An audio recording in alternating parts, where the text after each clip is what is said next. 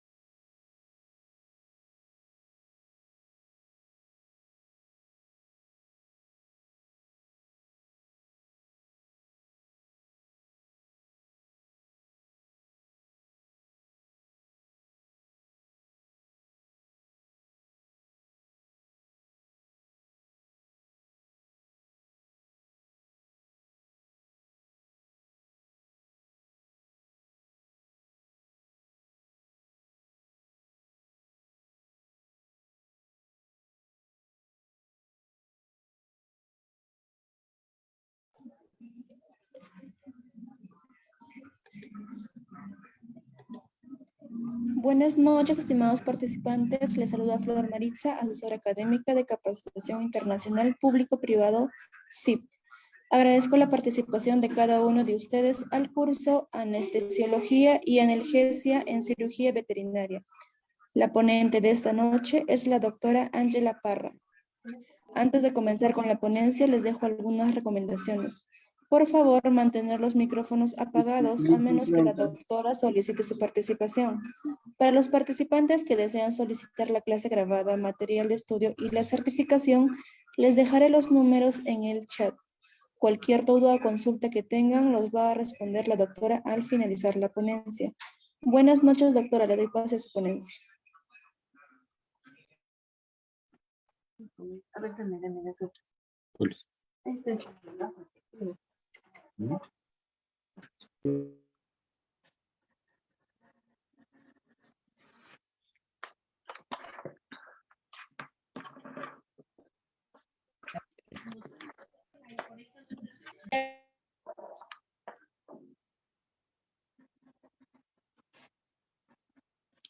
Hola, muy buenas noches a todos. ¿Me confirman si me ven y me escuchan, por favor? Sí, doctora, se le ve y se le escucha muy bien. Ok.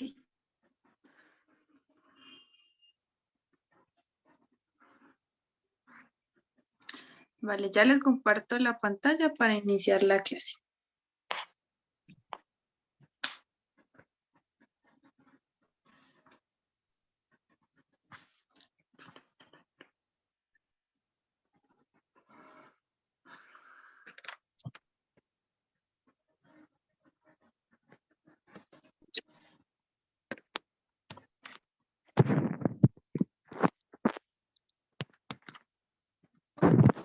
Bueno, muy buenas noches para todos. Entonces, como le dijo mi compañera, entonces la clase de hoy es sobre anestesiología y analgesia en cirugía veterinaria.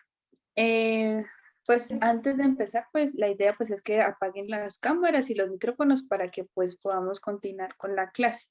Entonces, en primera instancia les voy a empezar con una pequeña introducción, unos tips y tiempos y etapas generales de la anestesia y la analgesia, y ya luego entramos en bases como son los medicamentos, qué grupos pertenecen, sus efectos adversos en conjunto con sus dosis. Y pues a lo último les dejo como una especie de protocolos que se usan, que normalmente son pues como recomendados y pues para que los tengan en cuenta. Entonces, en primera instancia vamos a empezar con una pequeña definición. Entonces, etiológicamente la anestesia, ¿qué puede significar? Entonces, significa insensibilidad, que actualmente se define como un estado reversible de depresión del sistema nervioso central, caracterizado por la pérdida de conciencia. Entonces, acá es importante que tengamos estos cinco conceptos básicos para que ustedes los tengan en cuenta al momento de inducir de pronto a un paciente. Entonces, uno, la pérdida de la conciencia, que sería la parte de la hipnosis, que sería una, la sensibilidad, que sería la parte de la analgesia, la actividad reflejada, que sería una protección neurovegetativa, 4, la relajación muscular, la motilidad como tal, la relajación muscular. Entonces, estos 4 factores es importante que nosotros los tengamos en cuenta pues a la hora de nosotros inducir y realizar la parte de anestesia de un paciente, en el cual pues estos 4 conceptos es de forma reversible, en el cual pues se va a prolongar por un tiempo el paciente, pero cuando se despierte pues volver a su estado normal. Por otro lado, pues el uso razonable tanto de anestésicos o anestésicos generales o locales que resultan pues indispensables para nosotros como médicos veterinarios y por razones pues la técnica que nosotros querramos llegar a utilizar. ¿Qué debemos tener en cuenta nosotros al momento de tener un paciente en plano anestésico al momento de ingresarlo a cirugía? Entonces, primero, el tipo de procedimiento que va a realizar la parte del cirujano. ¿Cuánto tiempo es estimado por el procedimiento? En el cual pues nosotros vamos muy de la mano con el cirujano, dependiendo del tipo de cirugía que vayamos a realizar. Entonces, saber cuánto tiempo va a demorar el cirujano en la cirugía y aparte pues qué patologías querramos que corrijamos en la forma del paciente. Entonces es indispensable para el momento de nosotros saber qué medicamentos usar, qué tiempo puede durar el anestésico y el analgesia en la parte del quirófano y saber cuáles implementos utilizar, qué combinaciones y dependiendo de las patologías que tenga el paciente, cuál sería el adecuado utilizar. Uno, la edad del paciente y la valoración preanestésica. Más adelante, estos 2 factores, estos 2 términos se los explico con más determinación para que los tengamos en cuenta. Unos conceptos generales que debemos tener en cuenta a la hora de la parte de anestesia es qué es la analgesia. Entonces, es ausencia del dolor que suprime la sensación del dolor.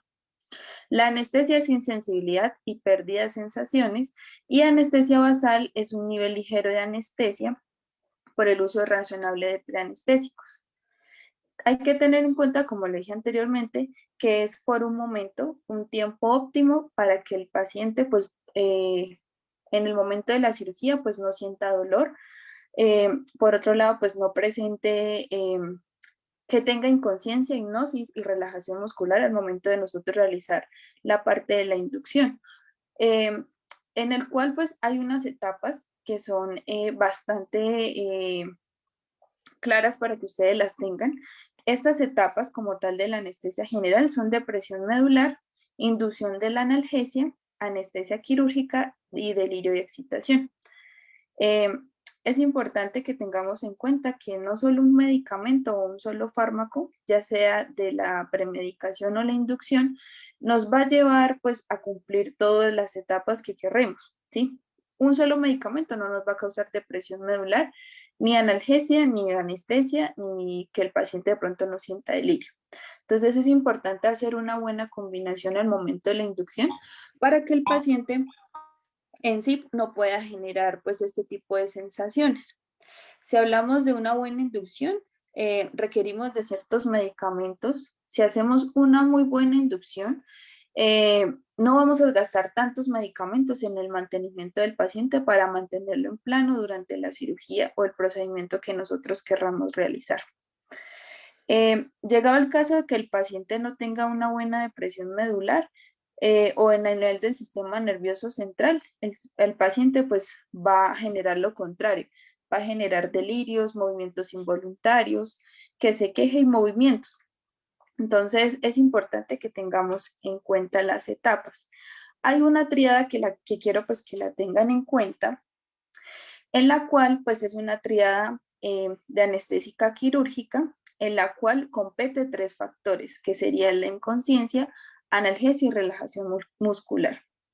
En conjunto con las anteriores definiciones anteriores junto de las etapas y en conjunto pues con lo que debemos nosotros tener en cuenta de un paciente, y como anteriormente les dije, un solo medicamento pues no nos va a cubrir esta triada. Entonces es importante que para producir este efecto final se caracterice en esta triada quirúrgica o esta triada anestésica. Si nosotros hacemos una buena inducción al momento de cualquier procedimiento, vamos a realizar por ende la analgesia, que el paciente no sienta dolor, la inconsciencia, que el paciente tenga una depresión del sistema nervioso central y entre en plano, y por ende me va a causar una relajación muscular para que él no se mueva durante la cirugía. Entonces, cumpliendo como tal estas definiciones y estas etapas del paciente, es importante que nosotros, que querramos en cirugía, lo que más nosotros como veterinarios y de pronto como anestesiólogos, es que el paciente pues no sienta dolor. 4.80 la cajita de 30. Porfa, ¿me colaboran con los micrófonos? Ok. Entonces, lo que más nosotros debemos proteger es que el paciente no sienta dolor, que al momento de que, y aparte pues que tenga un buen despertar y un despertar rápido. Entonces, para cumplir esta tríada es importante nosotros cumplir estos tiempos de anestesia. Entonces, en primera instancia tenemos la premedicación, la inducción y el mantenimiento. Estas tres etapas son las que nos van a cumplir la tríada epidemiológica en conjunto con las etapas. Entonces, tenemos las etapas, los tiempos y la tríada. Entonces, como les dije, al ser una buena premedicación, no nos va a gastar tantos medicamentos al momento del mantenimiento. Y aparte, pues nos va a potencializar la analgesia que queremos y aparte la relajación muscular. Entonces, todo se basa como tal en este triángulo que anteriormente les expliqué para que así sea cualquier procedimiento que nosotros querramos realizar, el paciente pues tenga una buena cirugía. Anteriormente, pues les expliqué en primera instancia qué debemos tener en cuenta, que es la edad del paciente y la valoración preanestésica que nosotros debemos hacerla en los pacientes. Entonces, en esta parte, ¿cuál sería? Entonces, una evaluación preoperatoria y preanestésica que debería tener en cuenta.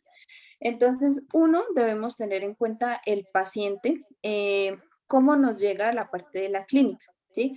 Si llega de pronto por un politraumatismo o llega por consulta general por cualquier patología que el propietario nos reporta, debemos tener en cuenta una buena comunicación con el propietario, en la cual pues que evaluamos, saber de pronto cuánto tiempo pues el paciente lleva con esa patología o cuánto lleva enfermo, si aparte le suministró algún medicamento antes de traerlo a la consulta.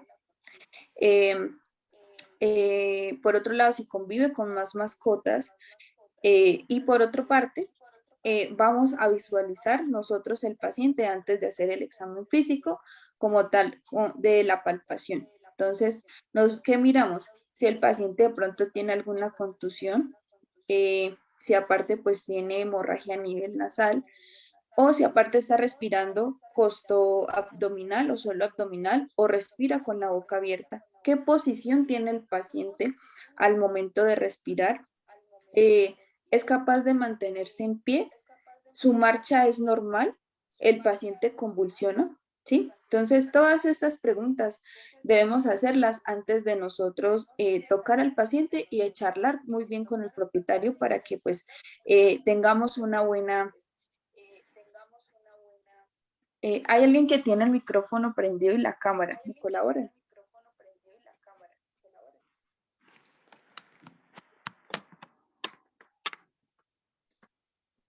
Esperen, miramos.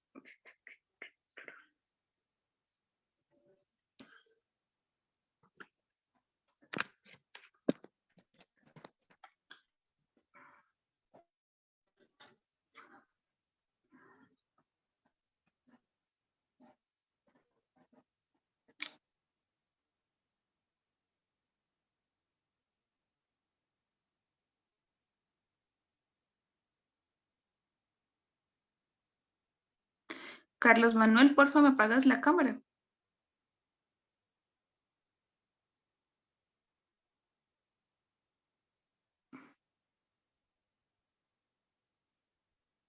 Y Telmo, por favor. Que si no, no puedo continuar con la clase porque me hace transferencia y no puedo hablar.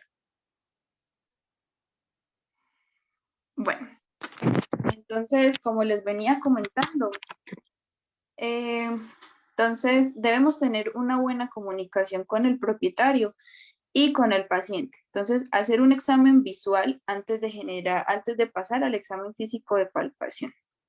Entonces, teniendo en cuenta esto, ahora sí pasamos a la parte del examen físico, en el cual, pues, ¿qué se evalúa? Todos los sistemas. Entonces, evaluamos la parte del sistema cardiorrespiratorio, auscultando al paciente, que evaluamos si el paciente tiene de pronto soplos, borborigmos, estertores, soplos, arritmias. Y aparte, en conjunto con la parte de la auscultación, miramos pues las vías respiratorias altas.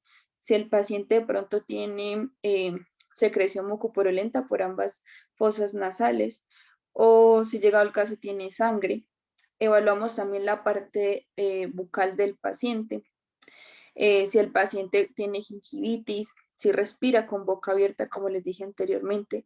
Si al momento nosotros de la palpación el paciente pues presenta dolor o presenta dolor ya sea por gas o porque tenga un dolor agudo como tal interno, al momento de la palpación de la columna, si el paciente de pronto, al momento de nosotros evaluar toda la columna, que sería la parte cervical, torácica, lumbar, sacra y coxígea, presenta dolor. Los ganglios mandibulares, escapulares, popliteos, es importante evaluarlos. Aparte, pues, el sistema tegumentario, si el paciente tiene alguna herida, ¿sí? Entonces, ¿por qué los llego a pensar después de, pues, darles una pequeña introducción de junto a las etapas? ¿Qué es lo que quiero lograr para que ustedes lo tengan en cuenta al momento de nosotros inducir un paciente, ya sea de sedación, analgesia y anestesia, e ingresarlo en plano quirúrgico? Entonces, todo se basa pues en esta porción, ¿sí? Ya sea un paciente que nos llegue de urgencia o un paciente que quiera programar, que llegue por consulta extraordinaria y que nosotros durante la consulta veamos si el paciente sí requiere cirugía o no. Entonces, el examen físico nos va a llevar pues a exámenes preoperatorios anestésicos, el cual sería pues el más básico para cualquier paciente, un cuadro hemático, ¿sí? El que nos va a evaluar los glóbulos rojos, en el cual evaluamos pues el hematocrito y la hemoglobina, la cantidad de sangre que el paciente tiene en el organismo y la hemoglobina, cómo circula esa sangre a nivel circulatorio, en conjunto con la parte plaquetaria. Y lo otro, se evalúa la parte de glóbulos glóbulos blancos, que son las primeras células de defensa, que se aumentan o disminuyen cuando hay un proceso inflamatorio, viral o infeccioso, ¿sí? Entonces, nomás teniendo ese cuadro, pues nos damos cuenta de pronto si el paciente cómo está, si sistémicamente se encuentra, físicamente se encuentra bien, pero inmunológicamente se ve alterado. ¿Con el fin de qué? Saber el paciente cuál es de pronto su historial de enfermedades o si de pronto tiene una enfermedad básica o primaria que le esté generando de pronto esta patología, ¿sí?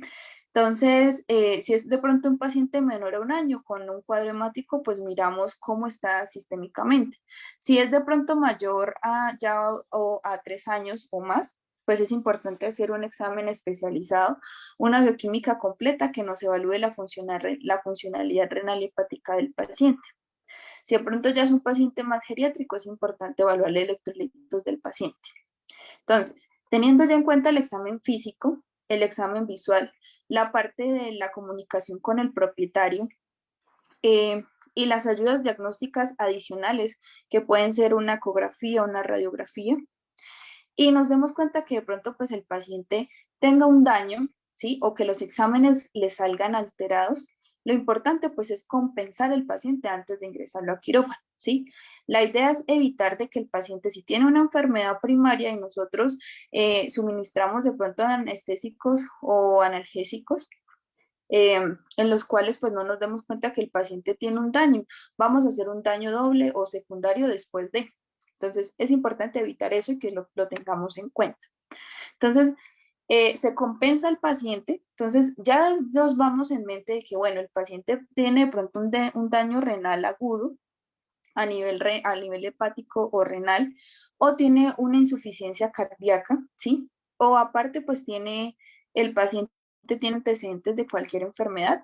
Entonces, ya nosotros como anestesiólogos vamos a tener en cuenta el paciente, cuál es su patología principal para nosotros saber qué medicamentos anestésicos o para la parte antiinflamatoria o analgésica podemos implementar en el paciente sin causarle un daño secundario después de.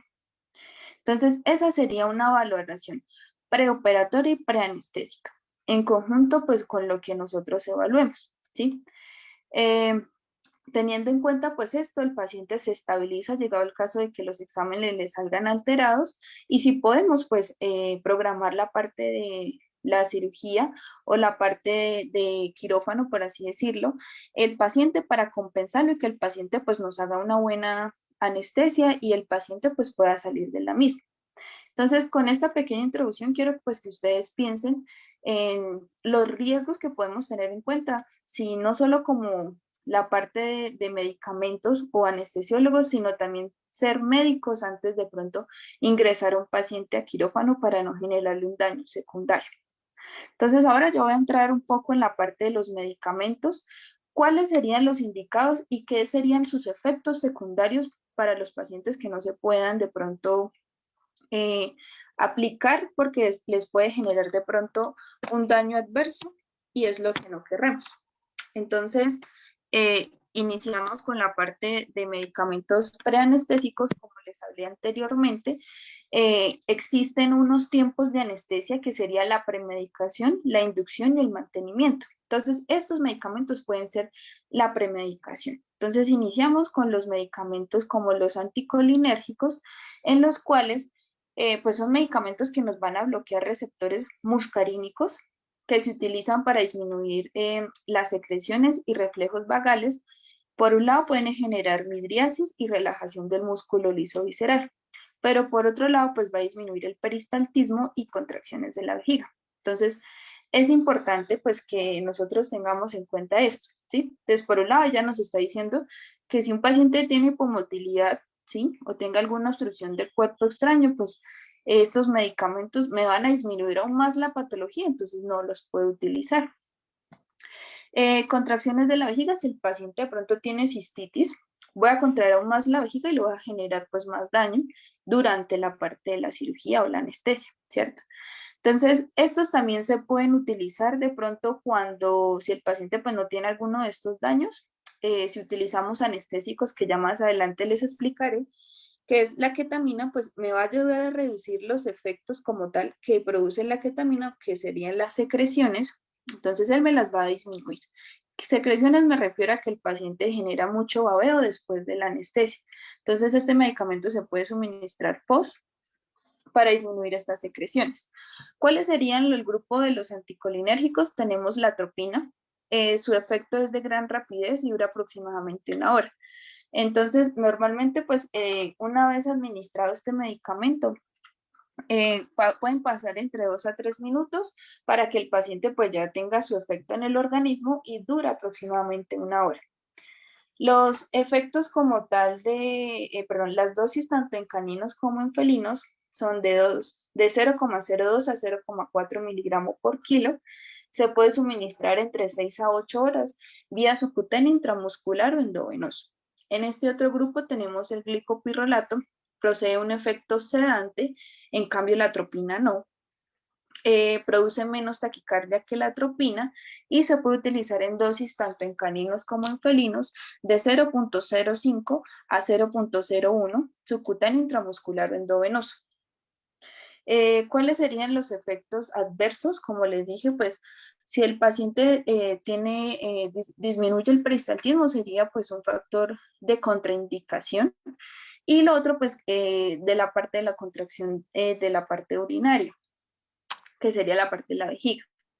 Por otro lado, pues este se puede suministrar cuando el paciente disminuye su frecuencia cardíaca, como si el paciente tuviera bradiarritmias, entonces él me la va a ayudar a potencializar y aumentar para de pronto salir del plano de urgencia del paciente. Otros efectos, pues él me va a producir una taquicardia sinusual o arritmias ventriculares, si es lo que querramos de pronto corregir. Pero si el paciente tiene de base de pronto estas alteraciones, pues me las va a aumentar y pues el cuadro lo voy a empeorar. Por otro lado, puede generar una visión borrosa, psoriasis o fotofobia durante la cirugía, entonces puede ser normal. pero si el paciente pues sale después de la cirugía con estas otras patologías, pues quiere decir que el paciente genera una reacción. Por otro lado, pues aumenta la presión intraocular, entonces de pronto en pacientes que han sufrido traumatismos y que aumente la presión intraocular, pues estaría contraindicado porque me la va a aumentar el doble. Ella me va a producir vómitos y distensión abdominal, puede generar retención urinaria, como les dije, puede generar contracciones en la vejiga, entonces me va a producir esto. Por otro lado, pues está contraindicada siempre y cuando los pacientes tengan un daño a nivel ocular. En este caso, pues les explico unos ejemplos como el glaucoma, luxación del cristalino y puede reducir la producción de lágrima. Entonces, en pacientes que tengan queratoconjuntivitis seca, esto me va a secar aún más el ojo y puede generar a largo plazo úlcera corneal. ¿Sí? Y si se va a avanzar más la úlcera, pues el paciente va a perder la visión y el ojo le va a quedar totalmente blanco, ¿sí? Entonces esas serían de pronto las contraindicaciones de estos medicamentos, como serían los anticolinérgicos. Seguimos hablando de los preanestésicos, que serían tranquilizantes mayores o neurolépticos. Ellos como tal me van a deprimir el sistema nervioso central, pero van a actuar como antagonistas competitivos específicamente en estos 5 receptores, que sería el de dopamina, alfa muscarínicos, de histamina, de serotonina y de 5-HT. Entonces, ellos bloquean estos receptores competitivos y me van a causar una depresión del sistema nervioso central. Estos tranquilizantes mayores tenemos cuáles serían las fenotiacinas. Entonces, me van a poseer una acción antiemética y potencializan la acción de analgésica de anestésicos generales. Entonces, si suministramos estas fenotiacinas en conjunto con un medicamento anestésico, que ya más adelante les digo como cuál, el propofol o la ketamina, me va a potencializar la analgesia para que el paciente no sienta dolor durante el plano quirúrgico que nosotros llegamos a realizar. Puede causar relajación del músculo liso gastrointestinal. Entonces, llegado el caso, pues que querramos hacer una cirugía a nivel ventral, entonces me va a causar una buena relajación para pues nosotros tener una mejor manipulación. Aquí pues les dejo unos efectos como tales. Puede causar una hipotensión o una hipotermia durante la parte de la aplicación. Distonías y disminuye como tal las hormonas gonadotrofinas, FSH y LH, aumentando el ciclo estral o alterando, perdón. Como tal en lo que yo llevo pues de práctica, pues ninguna paciente me ha alterado pues la parte del ciclo estral.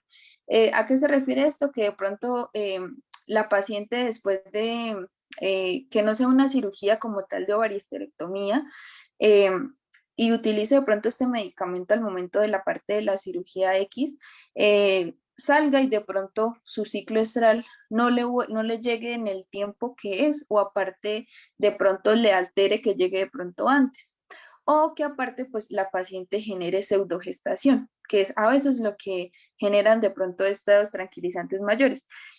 Por ende pues no me ha alterado el ciclo como tal de la FSH y la LH en la parte hormonal de caninos. ¿Cuáles serían la familia de estas? Hablamos pues de las acepromacinas, que sería pues también el tranquilán, que aquí se le llama. Las dosis en caninos como en gatos es dosis de 0,02 a 0,2 miligramos por kilo, subcutáneo, intramuscular o endovenoso. Y también se puede vía oral. Esta más que todo pues actúa dependiendo de cómo es el sistema en los pacientes. Me explico, porque esta a veces la usan mucho, aparte de las cirugías, para de pronto que necesito llevar mi cachorro de viaje y pues necesito que él se tranquilice un poco como efecto sedación. Entonces, acá pues les hago la aclaración, no todos los pacientes van a reaccionar lo mismo. En algunos yo les digo, administrenla de pronto 1 hora antes para que el paciente mirar cuál va a ser su reacción, o al menos 30 minutos antes del viaje. ¿Por qué? Porque en algunos les dura de 2 horas o hay algunos que les dura hasta 6 horas, pero pues es dependiendo de cómo el sistema lo tolere. Hablamos de la clorpromacina, que es la otra familia de las fenotiacinas. Hablamos que las dosis en caninos es de 3.3 vía oral y la dosis subcutánea intramuscular endovenosa es de 0,2 a 4.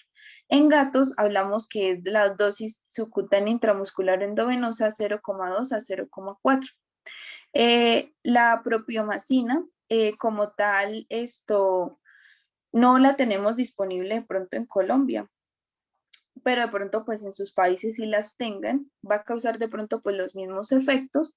La dosis en caninos o en felinos es de 1,1 a 4,4, se puede suministrar cada 12 o 24 horas intramuscular o endovenoso. Los efectos secundarios más que todo en esta es más que todo pues la parte del tranquilante, ¿sí? Que nos causa de pronto esta alteración o de pronto cualquiera de los otros dos mencionados.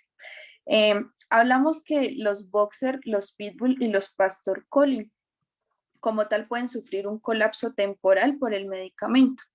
Este medicamento se elimina vía hepática por una hormona llamada citocromo P450. Entonces, al momento de eliminarla, estas razas específicamente no la degradan de manera correcta, ¿sí? Por este receptor como tal. Entonces, ¿qué pasa? Se va a acumular, entonces puede ser que el paciente, su despertar sea mucho más prolongado o más largo del que de pronto estamos acostumbrados, pero específicamente son estas razas. Lo que podemos suministrar es que si de pronto nos da una dosis total, se puede suministrar la mitad o al menos la mitad, para que el paciente de pronto no tenga un colapso y genere luego pues hipotensión o hipovolemia, en lo cual pues el paciente pues en algunos casos le puede producir convulsiones o que el paciente de pronto genere una reacción o un choque anafiláctico o una intoxicación por este medicamento. Entonces debemos tener en cuenta siempre específicamente en estas razas, como los vuelvo a repetir, los boxer, los pitbull y los pastor collie. Hablamos ahora de los mismos preanestésicos que ya serían tranquilizantes menores, los anteriores mencionados eran mayores. Ellos como tal, pues estos menores nos van a generar pues una depresión del sistema nervioso central y pues actúa como antagonistas de los receptores de las benzodiazepinas, pero estos que me van a potencializar el receptor específicamente el GABA. Si lo comparan con los tranquilizantes mayores, ellos me actúan sobre 6 receptores.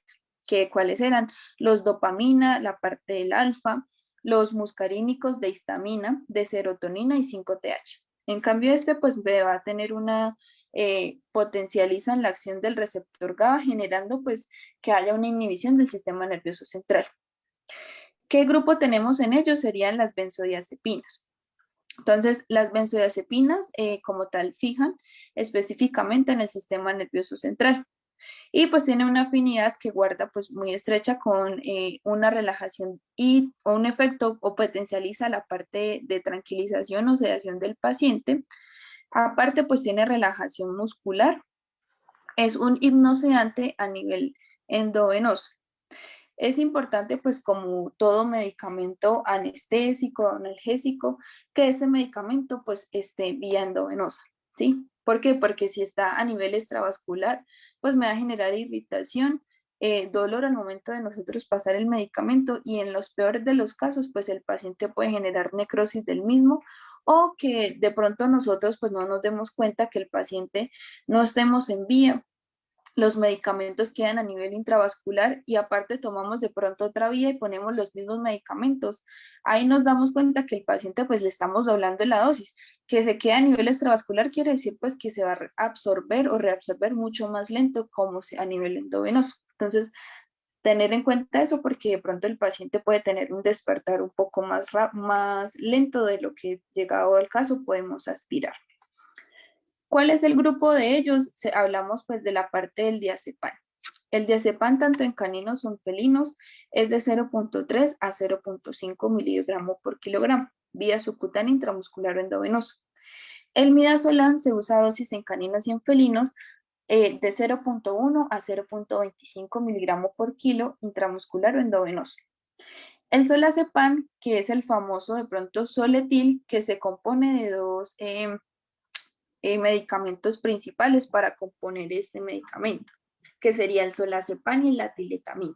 Entonces, hablamos en caninos que se puede generar una inducción como les dije, que sería la premedicación de 7.5 a 25 miligramos por kilo, intramuscular o endovenoso. Y el mantenimiento podemos reducir un poco las dosis, que sería a 2.5 a 12.5 miligramos intramuscular o endovenoso. En felinos puede hacer la inducción de 5 a 15 miligramos por kilo y el mantenimiento de 1.5 a 7.5. Como experiencia les comento pues que estas benzodiazepinas, especialmente pues estas tres, más que todo pues el diazepam, no tiene tanta repercutación a nivel renal o hepática. Yo lo he usado mucho en pacientes que son cardíacos o que de pronto tienen una enfermedad de base a nivel cardiovascular. No me va a causar tanta depresión y aparte pues su eliminación no va a ser tan agresiva como los otros medicamentos que se eliminan vía renal hepática. Se elimina vía renal y pues no me causa tanto daño como de pronto algunos otros anteriormente mencionados. Como tal, pues la base de ellos es generar de pronto pues si el paciente de pronto viene con convulsiones progresivas, como lo hice anteriormente, pues es un tranquilizante sedante, pero específicamente para convulsiones y para relajación muscular. La contraproducencia de pronto de suministrar este medicamento, es importante que nosotros lo diluyamos de manera correcta, ya sea en el buretrol o en la jeringa, diluido al menos en 1 ml o a veces en más, y pasarlo lento para no generar de pronto otra contraindicación, que cuál sería. Si lo pasamos muy rápido,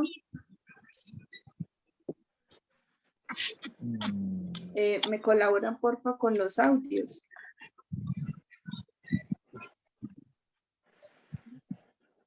Entonces, si llegamos a pasar muy rápido este medicamento, podemos generar este efecto, que el paciente presente una convulsión o tenga un shock o un delirio, y que de pronto pueda generar este shock, pues una hipotensión, hipovolemia, y puede generar pues un daño hasta la muerte si no se controla de manera correcta.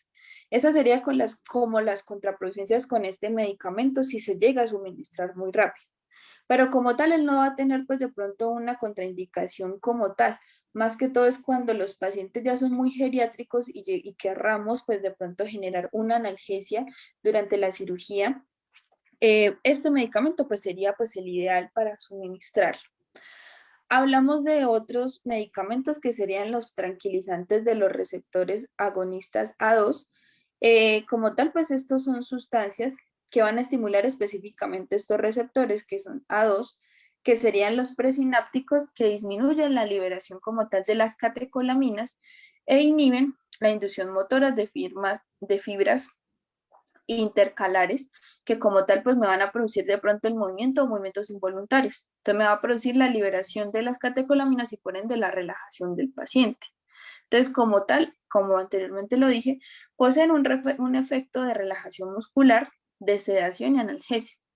Ella cumple con los tres durante el momento de la inducción, pero se tiene que potencializar con medicamentos como lo son los anestésicos, que sería la ketamina y el tiopental.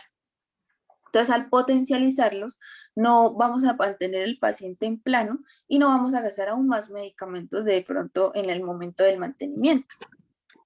Los efectos como tal, pues, de la analgesia, perdón, de la sedación, se da pues cuando ella bloquea los receptores alfa-2, que especialmente pues están en la parte cerebral. Y si queremos generar la analgesia, esta estimulación se realiza más que todo en la raíz dorsal del cerebro. Entonces me bloquea la sustancia P para producir la analgesia. Por otro lado, él sí produce unos efectos como tal que pueden generar después de la aplicación, que puede ser de pronto mucha cialorrea, puede generar vómitos o contracciones uterinas, aumento de las contracciones uterinas. Hablamos de la silacina, que se puede utilizar en dosis en caninos o en felinos de 0,2 a 2 miligramos, intramuscular o endovenoso. La de tomidina, esta pues no está disponible en Colombia, pero se las explico de pronto por si de pronto ustedes la tienen en su país. La dosis que de pronto pueden manejar es de 0.005 a 0.02 endovenoso y la medetomidina en caninos o en felinos en dosis de 0.01 a dosis de 0.008 intramuscular o endovenoso. La dexmedetomidina, hablamos de dosis en caninos de 20 a 40 y en gatos de 40. Esta dexmedetomidina también la recomiendo mucho, tampoco tiene efectos tampoco tan adversos a nivel renal y tampoco cardíaco. Entonces se puede suministrar de pronto en pacientes que tengan esas patologías. Pero pues, ¿cuál sería la contraindicación? Entonces, uno, ella me va a producir aumento de la frecuencia cardíaca, entonces taquicardia. La temperatura corporal va a generar de pronto hipotensión al momento de la suministración. Y por otro lado, pues me puede producir una apnea prolongada, ¿sí? Disminución de la frecuencia respiratoria. En algunos casos, pero pues no en todos, puede generar de pronto edema pulmonar. En algunos pacientes puede generar de pronto esta reacción post. Y por donde, como les había comentado, pues me va a producir vómitos y alorrea. Y esto aumenta las contracciones uterinas, que sería de pronto efectos adversos o de pronto secundarios después de la administración. Llegado al caso de que los pacientes presenten problemas oculares, pues esto me va a generar de pronto opacidad en la córnea, pero sería temporal. No es que tampoco sea tan agresiva a nivel ocular, pero sí de pronto una opacidad, no resequedad, sino opacidad corneal. Hablamos pues les expliqué un poco de la parte de la inducción, hablamos, perdón, de la premedicación, ahora hablamos de la inducción y el mantenimiento. ¿Con qué medicamentos lo puedo realizar? Entonces hablamos de los receptores de glutamato, NMDA, que son N-metildiaspartato, como la ketamina. Entonces es un bloqueante de estos receptores, específicamente de la serotonina y la dopamina, y que me va a causar una acción en el sistema nervioso central. Me va a producir analgesia, pero como tal es un agente disociativo, como bloqueante. Entonces se puede utilizar en dosis en caninos de 5 a 20 intramuscular o subcutáneo y en gatos de 2 a 25 miligramos subcutáneo o intramuscular. Sus efectos adversos, de pronto, ¿cuáles serían?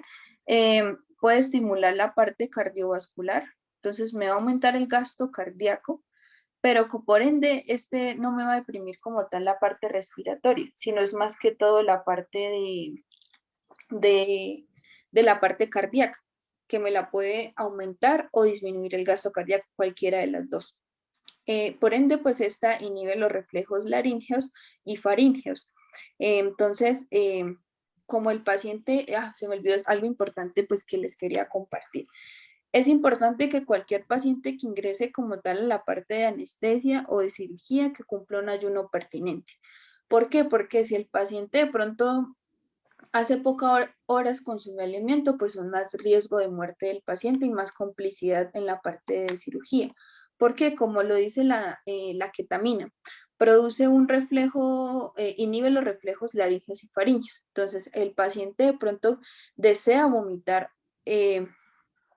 o produce un broncoespasmo, entonces el alimento se le puede devolver y si el paciente no está entubado, el paciente se puede broncoaspirar y generar pues la muerte porque se va a llenar la cavidad pulmonar o respiratoria.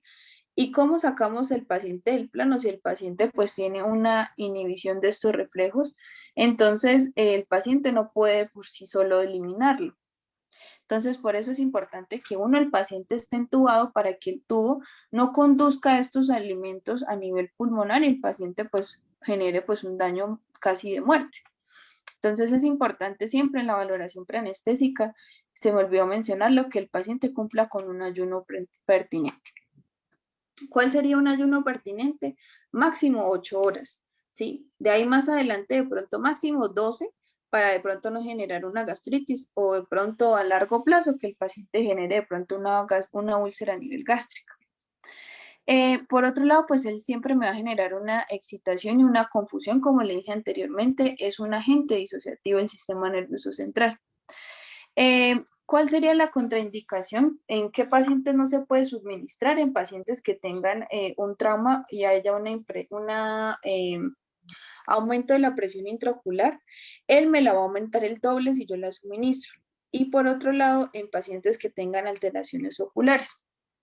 Entonces, como lo dije anteriormente, que tengan un glaucoma, una queratoconjuntivitis, una úlcera corneal, me va a aumentar el caso o la patología, entonces estaría contraindicado pues en estas dos cosas. Hablamos del otro medicamento anestésico que sería pues el propofol. Su acción es corta, más o menos dura 30 minutos. Pero como tal, pues él no me va a causar de pronto una depresión a nivel cardíaco. Más que todo me la va a causar es a nivel respiratorio.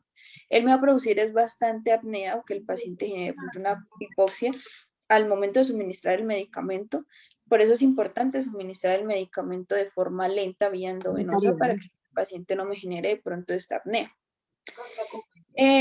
Por otro lado, pues deprime el sistema nervioso central porque incrementa el GABA de este receptor para que el paciente pues me entre en la triada como tal de plano durante la parte de anestesia. Las dosis que se pueden suministrar en caninos en felinos es de 2 a 5 y el mantenimiento lo puede hacer de 3 miligramos por kilo para hacer el mantenimiento del paciente. Entonces, ¿cuál sería el efectos adversos? Puede generar reflejo varoreceptor, aparte reflejo como tal de apnea, ¿sí? Puede generar una hipotensión. Y por otro lado, él no me va a producir la analgesia. Entonces es importante que lo tengamos en cuenta. Sí produce vómito, pero disminuye de pronto la presión ocular y no me va a alterar tanto la función hepática y renal del paciente. Entonces, este sí sería bueno en pacientes que tengan de pronto un trauma o aumento de la presión intracraneal. El propofol lo que va a hacer es ayudarme a disminuir. Como tal, pues, las indicaciones es recordar que él no tiene un efecto analgésico. Entonces, para recordar, un solo medicamento no me va a cumplir con los tres, ¿sí? Necesito potencializarlo o que aparte, pues, le complemente en una combinación para producir la analgesia durante el momento de la inducción, para que el mantenimiento pueda ser un poco más completo. Hablamos de anestésicos locales. ¿Cuáles serían? Hablamos de la lidocaína y bupivacaína. Normalmente, pues, este tiene dos metabolismos, que es tipo amida y tipo éster. Entonces, el tipo amida es cuando el medicamento se elimina por la parte hepática y tipo éster es cuando el medicamento se elimina por la vía urinaria del paciente. Cuando tengamos una sobredosificación, ¿qué efectos de pronto nos puede causar?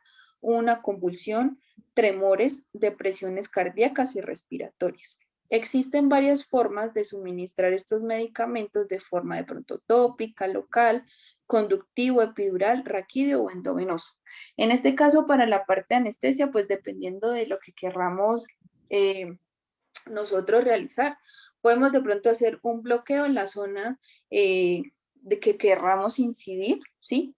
De pronto que no sea tan invasivo para no dormir todo el paciente, entonces puede ser de forma local o tópica, o aparte pues ya si es algo más progresivo puede ser de forma epidural.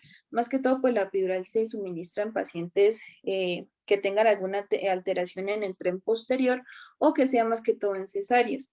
Y endovenoso. La lidocaína, pues endovenoso, no sobrepasar la dosis de 5 miligramos, ya sea de forma epidural o endovenoso, cualquiera de estas dos. La concentración de ellos es de 0.5 a 1%. Cuando la lidocaína procede de epinefrina, por favor evitar estas zonas como las almohadillas, el pabellón auricular, la vagina o el pene. ¿Por qué? Porque la epinefrina pues me va a potencializar más el tiempo de la lidocaína. Normalmente el tiempo de la lidocaína sin epinefrina es de 90 minutos. Con epinefrina pues me va a alterar más, me va a aumentar las horas, pueden ser de 2 a 3 horas que dure el efecto.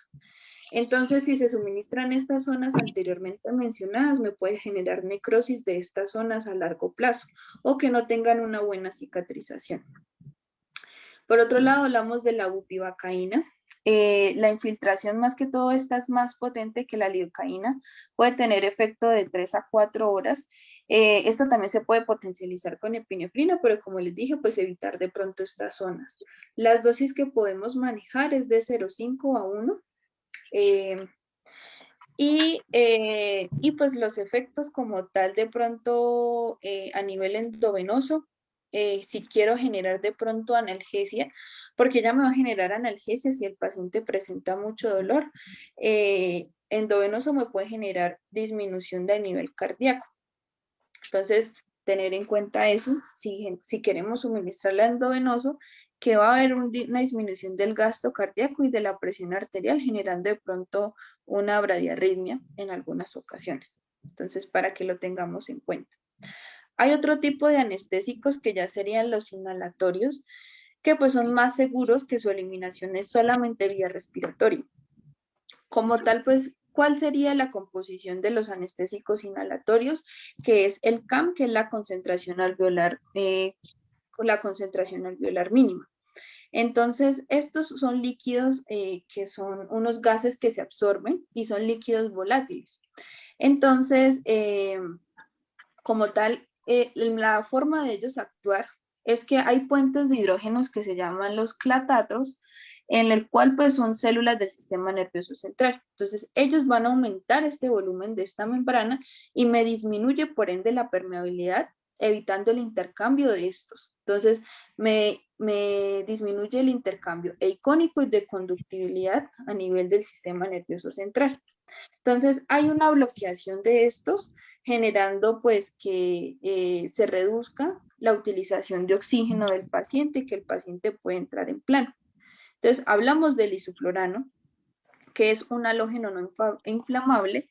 Este pues es como el más ideal en todas las patologías, llegado al caso que el paciente tenga un daño renal, un daño hepático, un daño cardíaco, pues él es el que va a ser como la anestesia mejor prolongada, un mejor despertar y que no tenga tanta repercusión a nivel de estos órganos. Entonces, tampoco me va a producir de pronto depresión a nivel cardíaca o respiratoria, pero él sí actúa mucho con la parte de la respiración mecánica o con oxígeno. Si no pongo oxígeno, pues el paciente se me puede tocar oxígeno y el anestésico inhalado.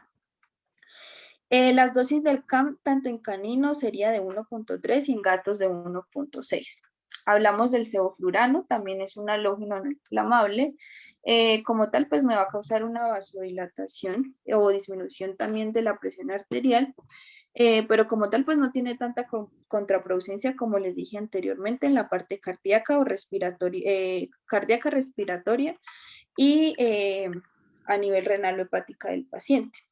Entonces, en este caso, el CAM, que sería la concentración alveolar mínima en perros es de 2.3 y en gatos de 2.6. O por último, pues los que les quería mencionar serían los opiáceos. Entonces, como les hablé anteriormente, tenemos la premedicación, la inducción y el mantenimiento. Para potencializar estas tres fases necesito producir analgesia, que no todos la cumplen, entonces puedo poner opiáceos para potencializarla, aumentarla y que el paciente me entre en plano y no presente dolor durante la cirugía.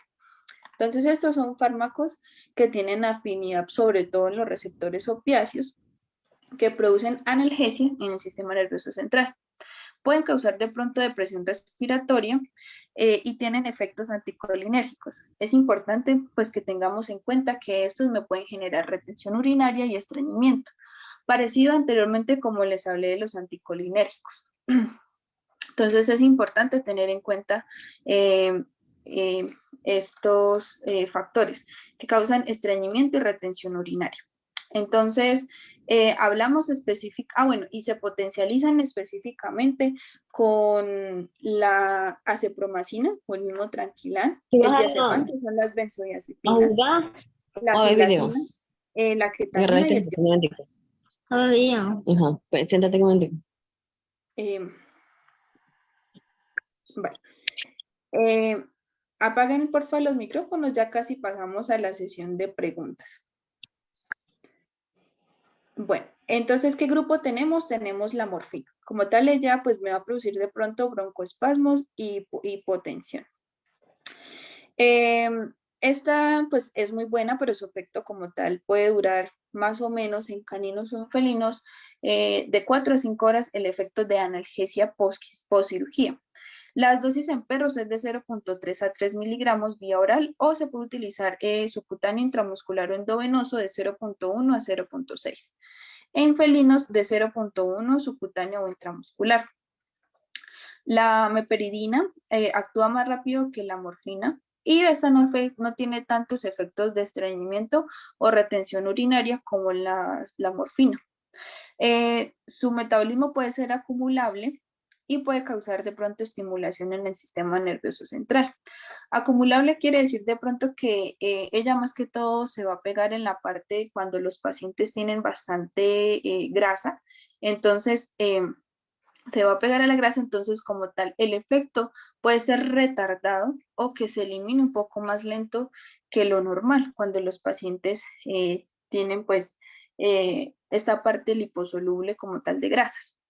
Las dosis en caninos y en felinos es de 2 a 10, intramuscular o endovenoso. El fentanilo pues es más potente que la morfina, pero tiene una acción más rápida, más rápida quiere decir que es un poco de menos tiempo. Normalmente el efecto del fentanilo es de 25 a 35 minutos que va a durar en el organismo, pero me va a producir una buena analgesia. Se puede utilizar en dosis de 0.3 a 0.1 intramuscular o endovenoso. Y hablamos de la hidromorfona, su dosis como tal es de 0.5 a 0.1 intramuscular o endovenoso. Subcutáneo intramuscular o endovenoso. Y por último, pues sus efectos como tal. Puede causar de pronto el fentanilo depresión respiratoria, pero más que todo, como les dije anteriormente, puede causar hipomotilidad y estreñimiento. Entonces estaría contraindicada en pacientes con cuerpos extraños que de pronto querremos que aumente su motilidad para disminuirla, o estreñimiento por de pronto cambios en el pH a nivel gástrico, o que de pronto pues necesiten prebióticos o algo, pues esto me va a alterar el cuadro del paciente. Entonces, acá les dejo unas dosis en caninos o en felinos o combinaciones que podemos hacer básicas de pronto para cualquier cirugía que me pueden generar analgesia en los pacientes. Hablamos de la silacina y morfina, silacina con butorfanol, silacina con ketamina, atropina, silacina con ketamina, atropina, silacina y acepromacina. Ahí pues les dejo las dosis. La idea pues es que combinen, ¿sí?, un medicamento de inducción para la premedicación y luego el mantenimiento, para cumplir la tarea anestésica que es inducción, relajación muscular y analgesia. Otras dosis que podemos combinar en caninos puede ser atropina, silacina y pentobarbital. Silacina, ketamina con butorfanol, acepromacina con diazepam o ketamina, hidromorfona, diazepam y ketamina, ¿sí?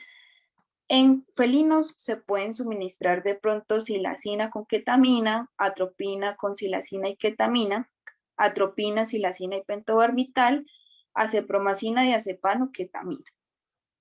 Ahí pues les dejo las dosis. Entonces, como les digo, pues es importante más que todo de la parte de anestesia es evaluar muy bien el paciente. Saber de pronto qué patologías tiene para nosotros saber qué medicamentos usar. Y también va muy de la mano con la parte quirúrgica para saber cuánto tiempo se puede demorar el paciente para yo saber cuánto tiempo voy a mantener el paciente en inducción o en plano para que el paciente no sienta dolor durante el procedimiento. Y listo, muchachos, eso era pues lo que les quería compartir respecto a la clase de analgesia y anestesia en los procedimientos de cirugía.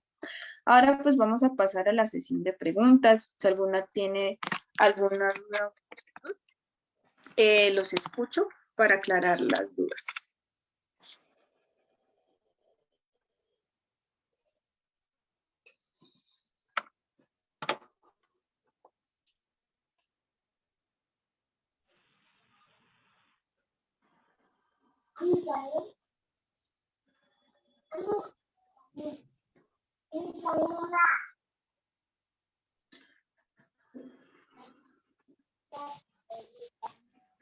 Si quieren, pues pueden escribir por el chat, si de pronto no quieren hablar.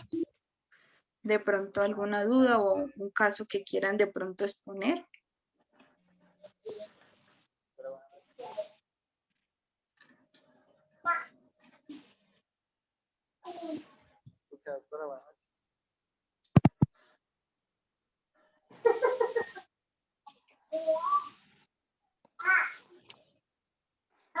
¿Me escucha, doctora? Buenas noches.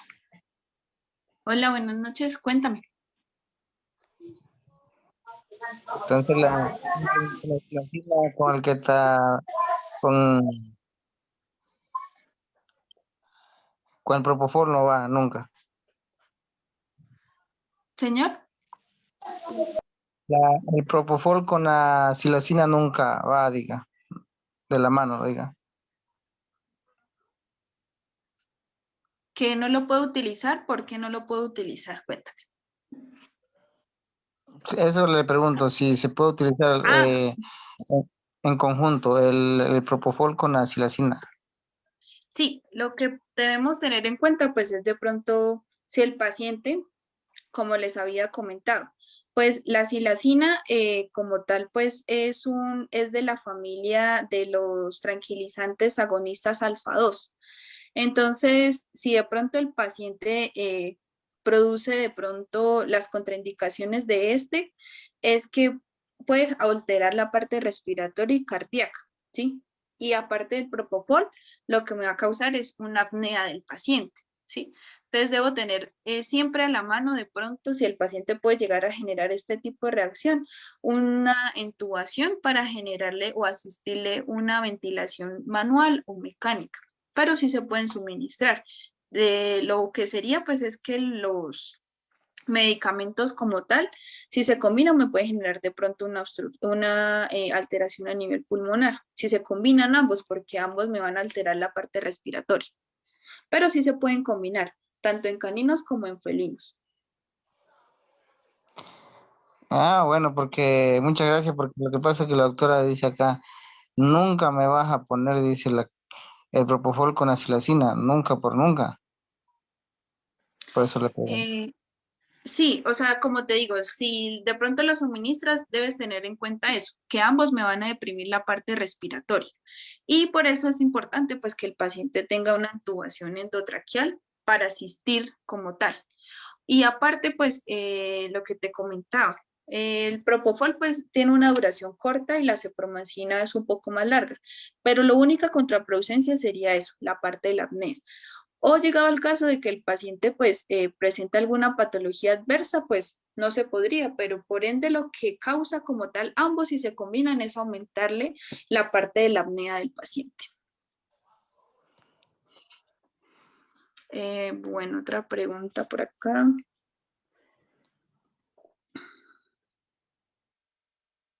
Me preguntan cuánto tiempo de despertar después de cirugía con ketamina, silacina y atropina. Entonces, normalmente, pues ahí, si tú quieres, de pronto, me faltó igual agregarlo, eh, la ketamina tiene un efecto reversor que es la yohimbina. Entonces, si tú quieres que el paciente se despierte después de la cirugía, después de la ketamina, puedes agregar el reversor que la yohimbina y el paciente se va a despertar de una vez, porque de una vez estás bloqueando los receptores de la ketamina. Pero si no lo tienes, normalmente el efecto de este nos puede durar de 1 a 2 horas, ¿sí? En despertar completo, ¿sí? ¿Por qué? Porque él puede despertar, pero puede generar tambaleo, porque que la ketamina produce vocalizaciones, movimientos involuntarios al despertar. Entonces, ellos pueden despertar después de suministrarle este medicamento de inmediato, ¿sí? Casi inmediato después de que tú le cortas. Entonces, para ya que el paciente salga en plano completo, entonces más o menos son 2 horas, porque en algunos casos se utiliza esta atropina, como yo te había comentado anteriormente en clase, produce mucha cialorrea, entonces la atropina al momento de suministrar me bloquea un poco la cialorrea del paciente y el paciente tiene un buen despertar, pero para que esté en plano correcto, para que se despierte en plano correcto, si yo no uso la yohimbina, más o menos 2 horitas el paciente ya puede estar estable, dependiendo de la cirugía que vayas a realizar, pero pues genera muy buena analgesia.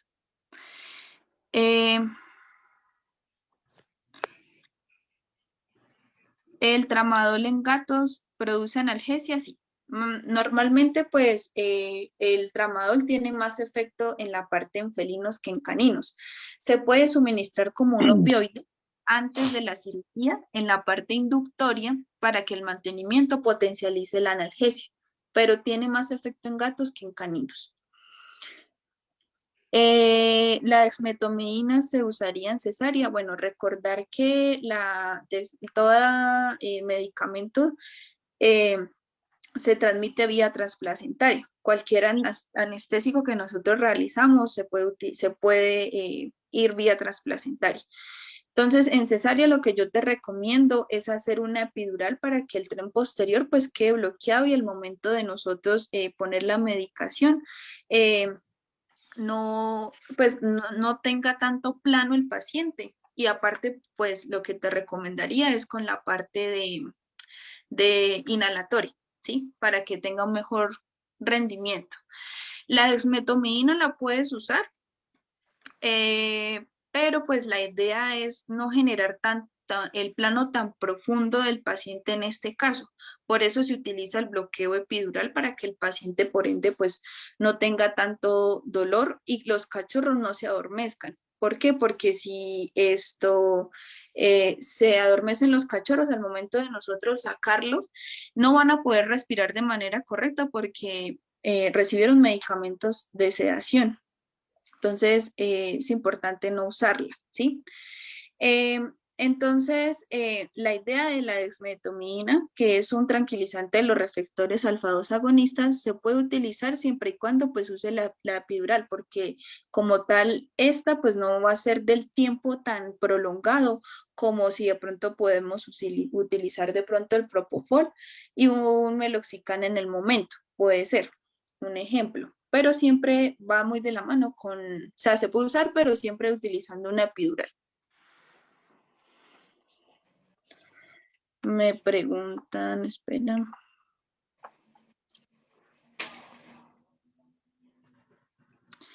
Algunas consideraciones sobre dosis en animales geriátricos. Bueno, lo que yo les comentaba, normalmente pues los pacientes geriátricos pues sufren más que todo del corazón, ¿cierto? Entonces, el medicamento que yo uso en pacientes de pronto con problemas cardíacos o que son geriátricos, que ya vendrían siendo mayores a 8 años, van a tener repercutación a nivel renal hepático. Entonces, a mí me gusta usar las benzodiazepinas como el diazepam, a dosis de 0.5 que me va a causar tranquilización y dosis de analgesia. Entonces, se puede suministrar en estos pacientes y me va a tener un buen plano del paciente y no me va a causar tanta repercusión como tal. El otro que puedo suministrar en combinación con el propofol y anestesia inhalada, que es lo que pues yo normalmente pues uso, ¿sí? ¿Por qué? Porque, pues, como les dije, los anestésicos orales, inhalatorios como el isoflurano y el sevoflurano, pues se van a se van a eliminar vía respiratoria y no me van a causar tanto daño como la parte de la medicación endovenosa. Entonces, en cualquier procedimiento, yo uso el diazepam, de pronto en combinación con el fentanilo, que sus efectos como tal son cortos y me van a producir tranquilización y analgesia. Y por otro lado, se puede utilizar la parte de los halógenos, que son gases no inflamables, como el sevoflurano o el isoflurano.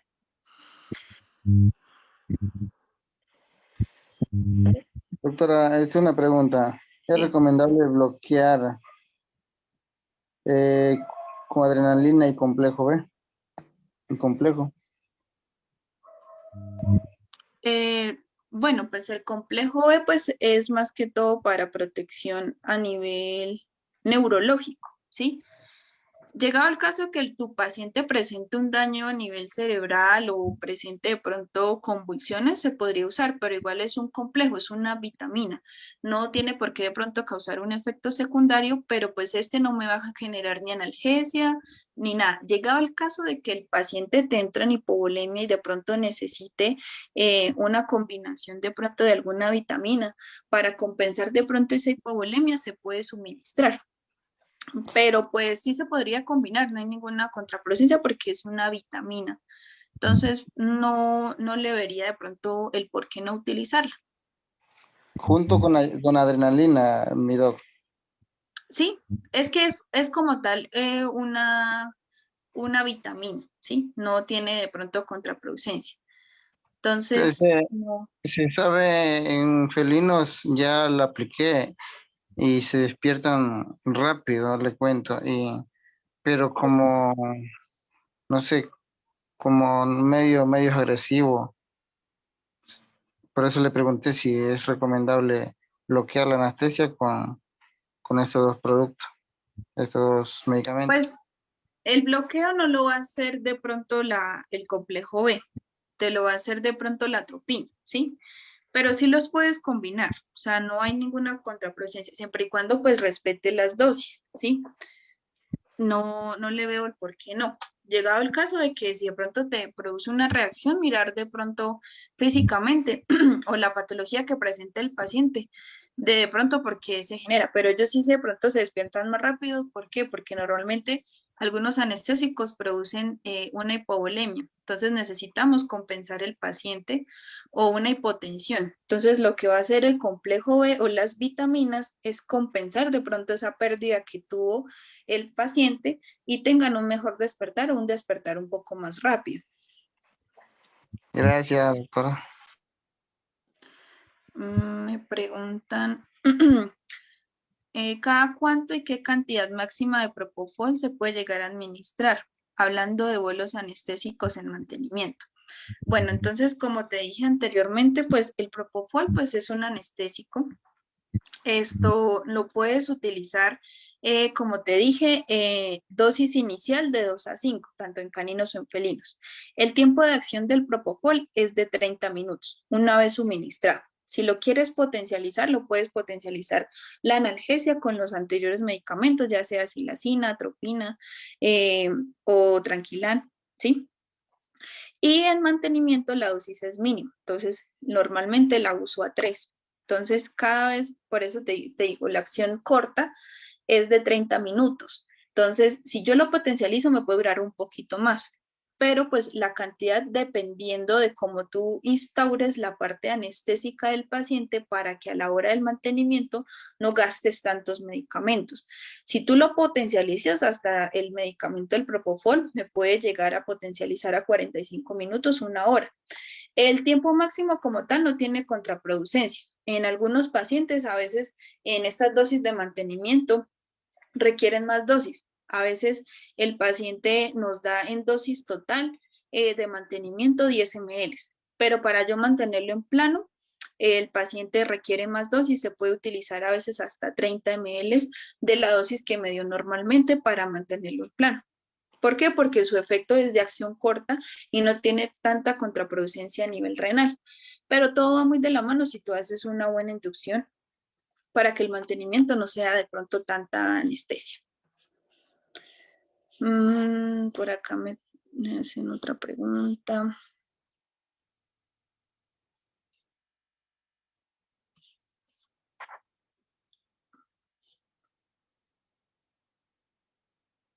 Bueno, me preguntan de nuevo, ¿qué medicamento utilizarían parte cardíaco? Ya les comenté, pues que sería, lo ideal es el diazepam o el fentanilo en conjunto con el propofol y la parte de anestesia inhalada. Hacen eso sería una muy buena analgesia o anestesia. Llegado al caso, pueden de pronto utilizar, en vez de el diazepam o el fentanilo, de pronto pueden utilizar la morfina para de pronto potencializar aún más la analgesia, un toquecito de propofol y pues la parte de la anestesia inhalada. Siempre y cuando pues tener en cuenta pues que el propofol me produce apnea. Entonces, siempre y cuando tengamos un condensador de oxígeno o un AMBU, que sería pues ya anestesia de manual.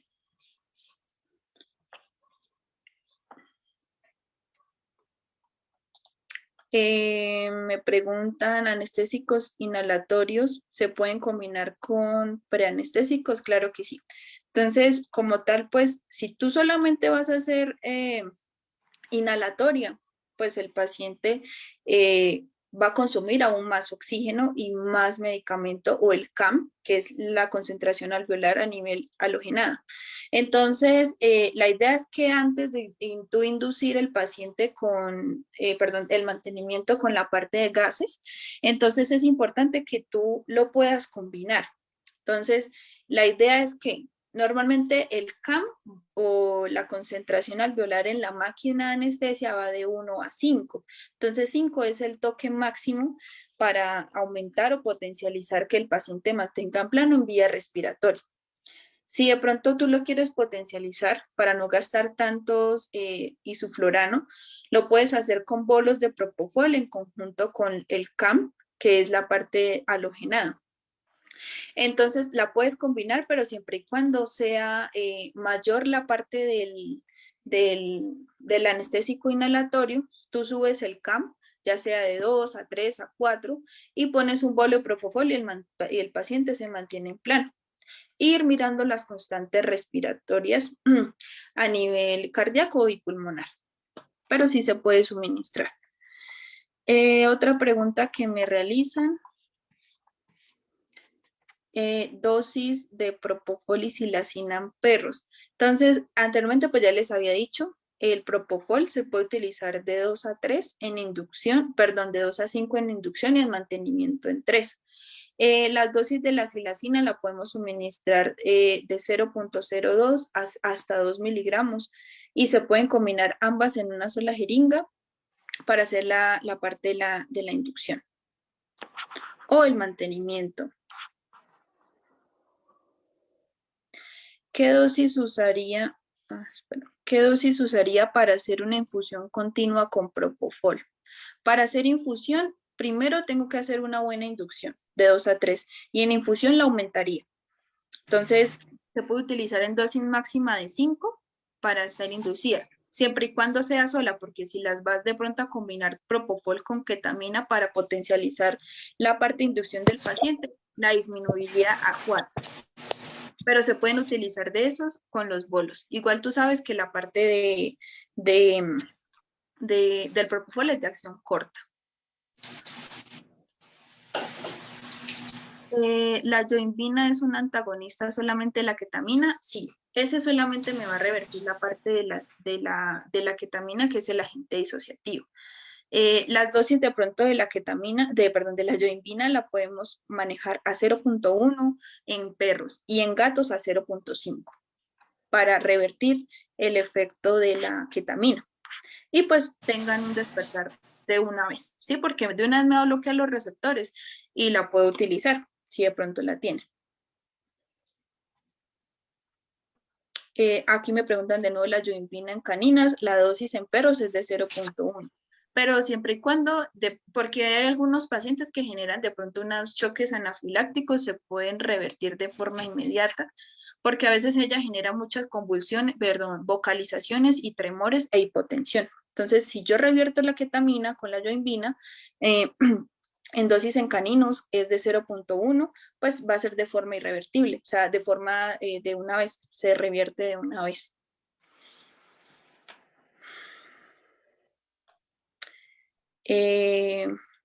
¿Alguna otra pregunta que pronto quieran hacer antes?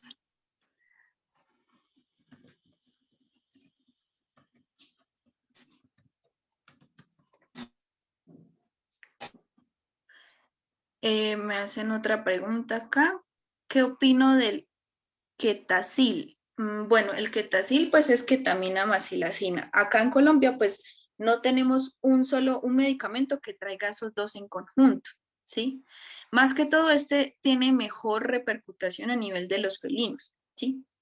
Hacen un plano mejor que en caninas, en perros. Pero pues lo usaría yo, o yo lo uso pues de forma aparte en felinos, pero acá pues en Colombia hay solamente pues ketamina y aparte la silacina, que sí se pueden combinar, pero tienen mejor efecto a nivel de felinos. Lo que pasa es que ellos pues van a resecar mucho el ojo porque como les dije anteriormente, la idea pues de estos es que si el paciente tiene un daño a nivel intraocular o si de pronto aumenta la presión intraocular y tienen un daño como glaucoma, ojo seco, pues la idea pues estaría contraindicado. Pero tiene más efecto a nivel de felinos que en caninos. Bueno, muchachos, entonces se acabó de pronto el tiempo de preguntas. Espero pues la clase haya sido de su agrado. Las diapositivas se las comparto con la asesora, ella se encargará pues de compartírselas a ustedes. De pronto si tienen alguna otra pregunta, se la pueden dejar a la asesora y yo en el transcurso de la semana pues se la estaré respondiendo. Entonces, espero pues la clase les haya gustado. Un saludo pues desde Colombia. Espero pues verlos en otra oportunidad y pues que pasen una feliz noche. Gracias, doctora. Hasta luego. Buenas noches, gracias.